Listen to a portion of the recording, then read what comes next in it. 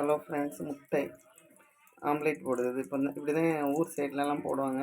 பொரிக்கஞ்சட்டியில் முட்டை, வெங்காயம், சீரகம், கருவேப்பிலை, பச்சை மிளகாய் எல்லாத்தையும் போட்டு நல்லா அடித்து ஒரு ஸ்பூன் கிண்ணத்தில் ஊற்றி தூக்கி ஊற்றிடுவாங்க.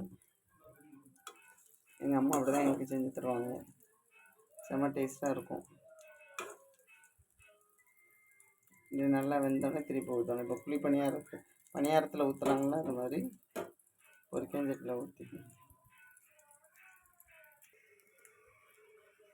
அப்படியே திருப்பி போட்டாச்சு. திருப்பி போட்டால் லைட்டாக உடஞ்சி அந்த சைடு கொஞ்சம் வெந்திருக்கும். மறுபடியும் ஒரு வாட்டி திருப்பி போடணும். ஒரு 2 வாட்டி திருப்பி போட்டோன்னா நல்லா வெந்துடும். வெந்தோடனே பாருங்கள், அழகாக வந்துருச்சு. இனிமேல் எடுத்து பிளேட்டுக்கு மாற்றிக்கலாம். பாருங்கள் ஃப்ரெண்ட்ஸ், சூப்பரான ஆம்லேட் ரெடி. பொரிக்கஞ்சட்டி omelette ready. Thank you. Good night.